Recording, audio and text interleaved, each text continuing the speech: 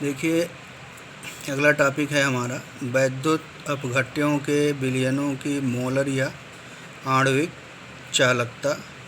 तो इम्पॉर्टेंट है और इससे क्वेश्चन बनता है। बहुत ही इजी टॉपिक है, तो थोड़ा ध्यान से देखेंगे। लिखा है कि 1 सेंटीमीटर दूरी और 1 वर्ग सेंटीमीटर अनुप्रस्थ परिच्छेद के क्षेत्रफल वाले दो समांतर इलेक्ट्रोडों के बीच रखे विलयन में यदि 1 ग्राम मोल वैद्युत अपघट्य घुला हो तो इस अवस्था में उसकी चालकता उस वैद्युत अपघट्य की मोलर चालकता कहलाती है। कहने का मतलब बस यहाँ पे सिर्फ वही है, विशिष्ट चालकता और मोलर चालकता में थोड़ा सा अंतर ये हो जाएगा कि इसमें जो वैद्युत अपघट्य होगा उसकी मात्रा निश्चित हो गई। मतलब उस वैद्युत अपघट्य का कितना मोल घुला हुआ है, 1 मोल बस। 1 सेंटीमीटर दूरी मतलब दोनों के बीच का जो डिस्टेंस है, दोनों इलेक्ट्रोडों के बीच की दूरी 1 सेंटीमीटर हो और प्रत्येक इलेक्ट्रोड के अनुप्रस्थ परिच्छेद का क्षेत्रफल अगर 1 सेंटीमीटर स्क्वायर हो। समांतर इलेक्ट्रोडों के बीच में अगर विलयन जो रखा गया है उसमें अगर वैद्युत अपघट्य का 1 मोल घुला हुआ है, इस अवस्था में उस वैद्युत अपघट्य की जो चालकता होगी वही उसकी क्या कहलाएगी, मोलर चालकता। क्लियर।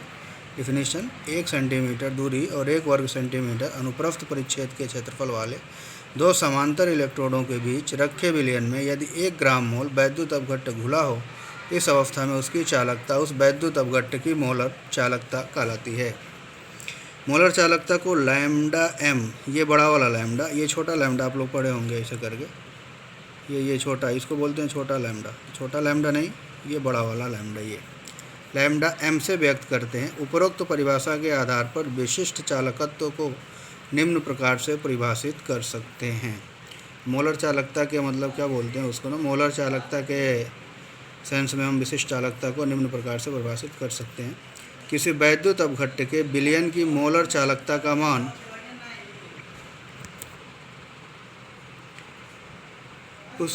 उसके विशिष्ट चालकत्व तथा 1 ग्राम मोल विलयन के घन सेंटीमीटर में आयतन के गुणनफल के बराबर होता है। किसी विद्युत अपघट्य के विलयन की मोलर चालकता का मान उसके विशिष्ट चालकत्व तथा 1 ग्राम मोल विलयन के घन सेंटीमीटर में आयतन के गुणनफल के बराबर होता है। अर्थात lambda M is equal to विशिष्ट चालकत्व कप्पा इंटू 1 ग्राम मोल वैद्युत अपघट्य रखने वाले विलयन का घन सेंटीमीटर में आयतन। तो lambda M is equal to क्या हो जाएगा, lambda M equal to kappa into भी। तो भी का मतलब होता है सांद्रता, आयतन, और आयतन का उल्टा होता है कंसंट्रेशन। और आयतन ml में है तो लीटर में कन्वर्ट करेंगे तो 1000 से भाग दे देंगे। तो कहने का मतलब हमको हम भी इक्वल टू 1/c लिख सकते हैं, या भी इज इक्वल टू 1000/c। 1000 क्या है, ये 1000 से मल्टीप्लाई की मतलब कि क्या बोलते हैं ना, भाग देना पड़ेगा ना आयतन को ml में कन्वर्ट करने के लिए। अगर मिली में दिया हो तो लीटर में बदलना हो तो क्या करेंगे, ml में दिया हो, अगर भी समझ में आ रहा है, भी अगर ml में हो, इसको लीटर में कन्वर्ट करेंगे तो क्या करना पड़ेगा, 1000 से डिवाइड करना पड़ेगा। तो भी इक्वल टू 1000/c। तो हमारा फार्मूला क्या हो रहा है, lambda M is equal to kappa into 1000/c। c का मतलब वही कंसंट्रेशन है, मोलरता, मोल प्रति लीटर में सांद्रता। Kappa equal to 1000/m, m का मतलब सीधे सीधे मोलरता। यहाँ तो क्लियर हो गया। यहाँ विलयन की सांद्रता 80 मोल प्रति लीटर में है, तो मोल प्रति लीटर में सांद्रता ही क्या कहलाता है, मोलरता, तथा m वैद्युत अपघट्य की मोलरता है, दोनों सेम हो गया। अब मोलर चालकता का मात्रक ohm inverse centimetre square mole inverse, या mho centimetre square mole inverse, या siemens centimetre square mole inverse है। जबकि एसआई पद्धति में यह मात्रक siemens metre square mole inverse है। ये मतलब कि यह मात्रक होता है, तो मात्रक बहुत ध्यान से याद करिएगा, मात्रक ही डायरेक्ट क्वेश्चन बन जाता है। मोलर चालकता और तुल्यांकी चालकता में निम्नलिखित संबंध होता है। इस तरह से मोलरता और नॉर्मलता में संबंध होता है, उसी तरह मोलर चालकता और तुल्यांकी चालकता में संबंध होता है। मोलर चालकता इक्वल टू तुल्यांकी चालकता गुणे n। n क्या है, n का मतलब होता है वैद्युत अपघट्य का मोलर द्रव्यमान अब बटा वैद्युत अपघट्य का तुल्यांकी भार या तुल्यांकी द्रव्यमान। ठीक है। तो वैद्युत अपघट्यों के विलयनों की तुल्यांकी चालकता के लिए सूत्र एकदम सेम उसी तरह से, जिस तरह lambda m equal to kappa into v था, उसी तरह लैम्डा इक्विवेलेंट वेट, इक्विवेलेंट का मतलब होता है तुल्यांक, तुल्यांकी चालकता भी कप्पा इंटू v ही होगा। तो हम जानते हैं v इक्वल टू 1000/c होता है, 1000/n लिख सकते हैं। यहाँ पे जो c है ना, ये नॉर्मलता है, न कि मोलरता। वैद्युत अपघट्य विलयन की सांद्रता नॉर्मलता में, ये नॉर्मलता तुल्यांक प्रति लीटर, और n क्या है, नॉर्मलता है। तो lambda EQ equal to kappa into 1000/n, ठीक है। तुल्यांकी चालकता की इकाई, तो वहाँ पे मोल इनवर्स था, यहाँ पे तुल्यांक इनवर्स हो जाएगा, सेम सेम। ओम इनवर्स सेंटीमीटर स्क्वायर तुल्यांक इनवर्स, या महो सेंटीमीटर स्क्वायर तुल्यांक इनवर्स, या सीमेन सेंटीमीटर स्क्वायर तुल्यांक इनवर्स होता है। एसआई पद्धति में सीमेंस मीटर स्क्वायर तुल्यांक इनवर्स होता है। तो एसआई हो या CGS हो तो क्या बोलते हैं ना, दोनों में ना सीमेंस ही होगा, उसका मात्रा क्या बोलते हैं उसको, रो का मात्रा, चालकता का मात्रक सीमेंस ही होता है, महो, ठीक है। अब यहाँ पे हमारा न्यूमेरिकल है क्वेश्चन, बस बाकी इतना ही पढ़ना था। अब इसी पे हमारे न्यूमेरिकल है, देखेंगे। क्वेश्चन दिया है कि 0.1 मोल लीटर इनवर्स, मोल प्रति लीटर पोटेशियम क्लोराइड विलयन से भरे हुए एक चालकता सेल का प्रतिरोध 100 ओम है। दूसरी सेल का प्रतिरोध 0.02 मोल प्रति लीटर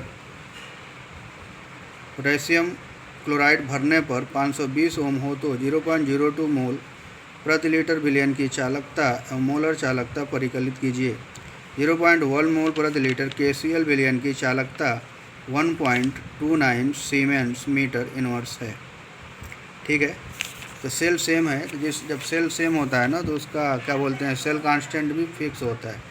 तो सेल स्थिरांक के लिए फार्मूला हम पढ़े हैं, सेल स्थिरांक इक्वल टू चालकता गुणे प्रतिरोध। तो चालकता कितना है, 1.29 दिया हुआ है, और प्रतिरोध 100 ओम पहले के लिए। तो कुल मिला कितना हो गया, 129 मीटर इनवर्स, या अगर सेंटीमीटर में कन्वर्ट करोगे तो 1.29 सेंटीमीटर इनवर्स। इतना क्लियर, सेल स्थिरांक क्लियर हो गया। तो सेल है तो सेल स्थिरांक दोनों कंडीशन में सेम होगा। 0.2 मोल प्रति लीटर KCl विलयन की चालकता, चालकता की परिभाषा होती है सेल स्थिरांक बटा क्या बोलते हैं, फार्मूला होता है चालकता इक्वल टू सेल स्थिरांक बटा प्रतिरोध। सेल स्थिरांक अभी यहाँ पे आया है मीटर में, कितना है 129, अब बटा प्रतिरोध कितना है दूसरे का 520, तो भाग देंगे तो आ जाएगा 0.248 सीमेंस मीटर इनवर्स, ये चालकता निकल गया। अब यहाँ पे KCl विलयन की मोलर सांद्रता, तो 0.2 मोल प्रति लीटर। तो लीटर को जब ना क्या बोलते हैं मीटर क्यूब में कन्वर्ट करेंगे तो 1000 से गुणा करना पड़ता है। तो 1000 गुणे 0.02 मोल मीटर क्यूब प्रति मीटर क्यूब इक्वल टू 20 मोल प्रति मीटर क्यूब। मोलर चालकता इक्वल टू फार्मूला होता है कप्पा अपॉन C चालकता ए कंसंट्रेशन। तो कप्पा का मतलब कितना हो गया 0.248, और कंसंट्रेशन अभी कितना निकाले हम 20, तो भाग देंगे तो आ जाएगा 124 गुणे 10⁻⁴ siemens metre square mole inverse. या डायरेक्ट अगर मेथड है, दूसरी विधि है, सेकंड मेथड थोड़ा ईजी है। 0.2 मोल प्रति लीटर KCl विलयन की चालकता kappa equal to G star upon R। G का मान निकाल चुके, इतना है 1.29 अपॉन 520 सेंटीमीटर में इतना आया था ना, ये तो मान रखेंगे तो कितना आ जाएगा 0.248 इंटू 10⁻⁻² सीमेंस सेंटीमीटर इनवर्स। हम जानते हैं कि lambda equal kappa into 1000/m, m का मान मोलरता दिया था 0.29, तो 0.248 इंटू 10⁻² इंटू 1000/0.02, कुल मिला कितना आ गया 124 siemens centimetre square mole inverse. ये और ये दोनों सेम ही है, ये वाला, ये अगर मीटर स्क्वायर में आ जाएगा तो इतना आएगा, इतना आएगा, तो ये दोनों सेम है, आंसर यही होगा, ठीक है। तो ध्यान से थोड़ा सा एक दो बार देख के समझ लेंगे, आ जाएगा। 2.1 सेंटीमीटर दूरी तथा 4.2 वर्ग सेंटीमीटर क्षेत्रफल वाले दो प्लेटिनम इलेक्ट्रोडों के लवण के 0.5 नॉर्मल विलयन में रखे एक विलयन का प्रतिरोध 25 ओम पाया गया। विलयन के विशिष्ट चालकता एवं तुल्यांकी चालकता का परिकलन कीजिए। दिया है दो इलेक्ट्रोडों के बीच की दूरी L 2.1 सेंटीमीटर, अनुप्रस्थ परिच्छेद का क्षेत्रफल A 4.2 सेंटीमीटर स्क्वायर, तो क्या बोलते हैं ना, अनुप्रस्थ प्रच्छेद का क्षेत्रफल। तो ये क्या बोलते हैं, सेल कांस्टेंट इक्वल टू क्या होता है, एल अपान ए होता है। तो जी स्टार इज इक्वल टू 2.1 अपान 4.2, कुल मिला के 0.5 सेंटीमीटर इनवर्स। तो विशिष्ट चालकता फार्मूला एकदम फार्मूला याद होना चाहिए। न्यूमेरिकल सॉल्व करेंगे तभी याद होगा, बैठ कर रटेंगे याद नहीं हो पाएगा उससे का। तो सीधे उसके लिए हमको न्यूमेरिकली सॉल्व करना है और फार्मूले को देख देख अप्लाई करेंगे। एक बार दो बार देख के करेंगे, धीरे धीरे हमको याद हो जाएगा। जितना प्रैक्टिस में होगा एप्लीकेशन में रहेगा। याद करेंगे तो याद करके बैठ कर रटे हैं कि kappa G star equal to L upon A, kappa equal to 1 upon R into G star. बैठ कर रटते रह जाएंगे, याद नहीं होगा। जितना यूज करेंगे उतना ही याद होगा। ठीक है, बैठ के आराम से एक एक क्वेश्चन न्यूमेरिकल अपना ले करके इस टाइप के सारे न्यूमेरिकल को, उसमें जो जो फार्मूला यूज़ करते हैं सारे फार्मूले को पहले एक जगह पेज पे इकट्ठा कर लीजिएगा। और जिस फार्मूले की ज़रूरत होगी देख देख के फार्मूला अप्लाई करके क्या दिया है, क्या पूछ रहा है, कैसे सॉल्व करना है, तो कोशिश करेंगे तो धीरे धीरे काफ़ी ईजी हो जाएगा। ठीक है, एल अपान ए कुल मिला कितना हो गया, विशिष्ट चालक तो कप्पा इक्वल टू क्या होता है 1 upon R into cell constant 1 upon 25 into 0.25 multiply करेंगे तो 2 into 10⁻⁻2 ohm inverse centimetre inverse. मात्रक एकदम याद रखिएगा कैसे करना है, कब सेंटीमीटर है, कब मीटर है, कब क्या पूछ रहा है, उसी के हिसाब से अप्लाई करेंगे।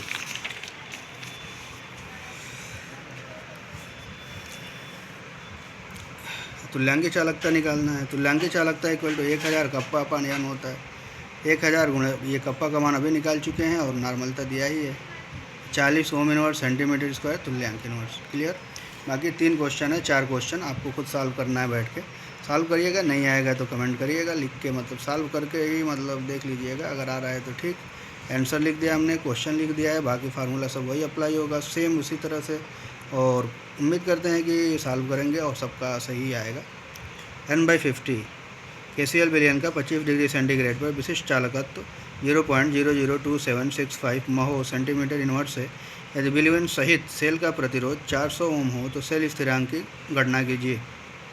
कैलकुलेट करेंगे, इतना आएगा आंसर। अगला क्वेश्चन है 0.1 मोलर एसिटिक अम्ल विलयन का चालकता सेल स्थिरांक 40 मीटर इनवर्स है में प्रतिरोध 300 ओम पाया गया। चालकता क्या बोलते हैं, सेल कांस्टेंट दिया हुआ है और प्रतिरोध दिया हुआ है। एसिटिक अम्ल की आणविक मोलर चालकता ज्ञात कीजिए, मतलब वही मोलर चालकता पूछ रहा है। यदि जल का विशिष्ट चालकत्व तो इतना ओम इनवर्स मीटर इनवर्स हो, तो यहाँ से हम निकालेंगे ना, तो विलयन का मोलर क्या बोलते हैं, विलयन का चालकत्व विशिष्ट चालकत्व निकलेगा इस फार्मूले में। अगर इसका मान रख के निकालें तो विलयन का विशिष्ट चालकत्व निकलेगा। और विलयन का जो विशिष्ट चालकत्व होगा जल में से, उसमें से जल का जब विशिष्ट चालकत्व घटा देंगे तो एसिटिक अम्ल का विशिष्ट चालकत्व हमको मिल जाएगा। उसके बाद से हम क्या बोलते हैं, मोलर चालकता कैलकुलेट कर लेंगे। कहने का मतलब ये है कि ये जो है ना 40, ये जी स्टार का मान दिया हुआ है और यहाँ पे आर का मान दिया हुआ है। इन दोनों से जब कैलकुलेट करेंगे तो सॉल्यूशन की विशिष्ट चालकत्व निकल जाएगा। जब सॉल्यूशन का विशिष्ट चालकत्व निकल जाएगा तो सॉल्यूशन जल और एसिटिक अम्ल से मिलकर बना हुआ है। तो जल की विशिष्ट चालकता दी हुई है, तो जल की विशिष्ट चालकता को इस सॉल्यूशन के विशिष्ट चालकता में से जब घटाएंगे तब हमको मिल जाएगा एसिटिक अम्ल की विशिष्ट चालकता। जब एसिटिक अम्ल की विशिष्ट चालकता मिल गई और यहाँ पे हमारा क्या बोलते हैं ना m का मान दिया ही है, इसके हिसाब से मोलर चालकता कैलकुलेट कर लेंगे।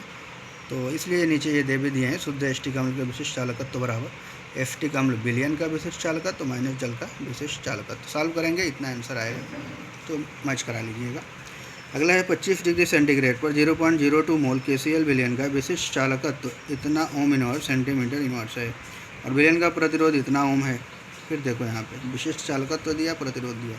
उसी सेल से इतना पर इतना कॉपर सल्फेट विलयन का प्रतिरोध इतना ओम है। कॉपर सल्फेट विलयन की मोलर चालकता ज्ञात कीजिए। सॉल्व करेंगे, आ जाएंगे। यहाँ से निकालेंगे तो नहीं, ये जी स्टार निकल जाएगा, जी स्टार निकल जाएगा तो फिर यहाँ से आराम से, यहाँ जी स्टार क्लियर है, फिक्स है। और कॉपर सल्फेट के लिए दिया हुआ है आर का मान, तो जी स्टार और आर से हम निकाल लेंगे क्या, विशिष्ट चालकत्व कॉपर सल्फेट का। और कॉपर सल्फेट का विशिष्ट चालकत्व जब निकल जाएगा तो उससे मोलर चालकता कैलकुलेट कर लेंगे, क्लियर हो जाएगा। अगला क्वेश्चन है 298 केल्विन ताप पर 0.20 मोल KCl विलयन की चालकता इतना सीमेंस इनवर्स है, इसकी मोलर चालकता ज्ञात कीजिए। ये डायरेक्ट हो जाएगा, इसमें कोई दिक्कत नहीं है, क्लियर, ठीक है। अगला है विशिष्ट सांद्रता के साथ चालकत्व में परिवर्तन। वैद्युत अपघट्टों के विलयन का सांद्रता परिवर्तन के साथ चालकता में परिवर्तन होता है। सांद्रता बदलेंगे तो चालकता बदलेगी। वैद्युत अपघट्ट के विलयन की विद्युत चालकता उसमें उपस्थित आयनों की संख्या पर निर्भर करती है। विद्युत अपघट्ट के विलयनों को तनु करने पर, मतलब उसमें अगर उसकी तनुता बढ़ाएं, पानी मिलाएं, कंसंट्रेशन को कम करें, उनके आयनन की दर बढ़ जाती है, जिसके कारण विलयन की विद्युत चालकता बढ़ जाती है। ठीक है, तो मेन इंपॉर्टेंट हमारे यही है, विशिष्ट चालकत्व पर सांद्रता का प्रभाव। वैद्युत अपघट्टों के विलयन की सांद्रता घटाने पर, तनुता बढ़ाने पर, सांद्रता घटेगा मतलब जल मिलाएंगे तो तनुता बढ़ेगा, उनके विशिष्ट चालकत्व का मान घटता है। याद रखिएगा, बहुत ही इंपॉर्टेंट लाइन है ये डायरेक्ट क्वेश्चन बन जाता है कि तनुता बढ़ाने पर विशिष्ट चालकत्व का मान घटता है कि बढ़ता है, क्योंकि तनुता बढ़ाने पर विलयन के प्रति इकाई आयतन में आयनों की संख्या घट जाती है। मान लीजिए अगर 1 लीटर है और 1 लीटर विलयन में कुल मिला के मतलब कि 10 आयन्स हैं, अगर उसको हम और डाइल्यूट करेंगे तो अगर 1 लीटर विलयन में ही बात करें तो आयनों की संख्या या तो 9 हो जाएगी, मतलब कम हो जाएगी। कहने का मतलब यही है, तो संख्या जब घटेगी तो चालकता भी क्या हो जाएगी, घट जाएगी। विशिष्ट चालकत्व जो होता है वो 1 घन सेंटीमीटर विलयन की चालकता है। क्लियर। तुल्यांकीय चालकता और मोलर चालकता पर तनुता का क्या प्रभाव पड़ता है? तो वैद्युत अपघट्ट के विलयनों की तनुता बढ़ाने पर उसकी तुल्यांकीय चालकता तथा मोलर चालकता का मान बढ़ता है। क्यों? क्योंकि तनुता बढ़ने पर यद्यपि विशिष्ट चालकत्व का मान घटता है, परंतु वैद्युत अपघट्ट के विलयन का आयतन बढ़ता है। तो मोलर चालकता या क्या बोलते हैं तुल्यांकीय चालकता का मतलब क्या होता है? विशिष्ट चालकता गुणे आयतन। तो ये तो घटेगा एक, लेकिन दूसरा बढ़ेगा, आयतन ज़्यादा तेज़ी से बढ़ता है। दोनों का कंपैरिजन किया जाए तो विशिष्ट चालकता की तुलना में आयतन ज़्यादा बढ़ता है, इसलिए ये इन दोनों का मान, दोनों का मतलब तुल्यांकीय चालकता और मोलर चालकता का मान बढ़ता है। परंतु वैद्युत अपघट्ट के विलयन का आयतन बढ़ता है, अतः 1 ग्राम तुल्यांक या 1 ग्राम मोल वैद्युत अपघट्ट वाले विलयनों का विशिष्ट चालकत्व क्या बोलते हैं वैद्युत अपघट्ट के विलयनों की तनुता बढ़ाने पर उसकी तुल्यांकीय चालकता तथा मोलर चालकता का मान बढ़ता है, क्योंकि तनुता बढ़ने पर यद्यपि विशिष्ट चालकत्व के का मान कप्पा का मान घटता है, परंतु वैद्युत अपघट्ट के विलयन का आयतन भी बढ़ता है। अतः 1 ग्राम तुल्यांक या 1 ग्राम मोल वैद्युत अपघट्ट वाले विलयनों का विशिष्ट चालकत्व और विलयनों के आयतन के गुणनफल का मान तनुता के साथ साथ बढ़ता है। फार्मूला शायद याद होगा, मोलर चालकता या तुल्यांकीय चालकता इक्वल टू कप्पा इंटू भी। इस तनुता वृद्धि के साथ साथ विलयन में आयनों की संख्या तब तक बढ़ती है जब तक कि वह पूर्ण रूप से आयनित न हो जाए।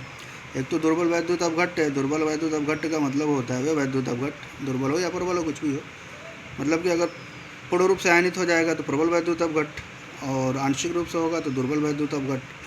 तो तनुता बढ़ाने पर धीरे धीरे आयनन की मात्रा बढ़ेगी, लेकिन कब तक बढ़ेगी? जब सब टूट जाएंगे तो खत्म हो जाएगा, उसके बाद फिक्स हो जाएगा ना, वही कह रहा है। इस तनुता वृद्धि के साथ साथ विलयन में आयनों की संख्या तब तक बढ़ती है जब तक कि वह पूर्ण रूप से आयनित न हो जाए। जब, ये इंपॉर्टेंट लाइन, जब वैद्युत अपघट्ट पूर्ण रूप से आयनित हो जाता है तो तुल्यांकीय चालकता का मान बढ़ना बंद हो जाता है। इस तनुता को अनंत तनुता कहते हैं। अनंत तनुता मतलब एक ऐसा कंडीशन आएगा ना, तनुता बढ़ाते बढ़ाते अब आयनन नहीं होगा, तथा तुल्यांकीय चालकता या मोलर चालकता के इस अधिकतम मान को क्रमशः अनंत तनुता पर तुल्यांकीय चालकता या मोलर चालकता कहते हैं। लैम्डा इन्फिनिटी हो जाता है, और हम लिख देंगे तो ऐसे होता है लैम्डा इन्फिनिटी, या नहीं होगा ये अनंत तनुता पर मोलर चालकता या तुल्यांकीय चालकता, ये हम लिख देंगे तो इसी का मान क्या, इसकी क्या बोलेंगे, मोलर चालकता। EQ लिख देंगे तो तुल्यांकीय चालकता हो जाएगा। चूँकि प्रबल एवं दुर्बल वैद्युत अपघट्ट में आयनन की मात्रा भिन्न भिन्न होती है, जानते ही हैं, अतः इसकी चालकता भी सांद्रता के साथ भिन्न प्रकार से प्रभावित होती है। इसमें ये थोड़ा सा मतलब बहुत इंपॉर्टेंट नहीं है, लेकिन जानना जरूरी है, थोड़ा सा देख लेते हैं इसको।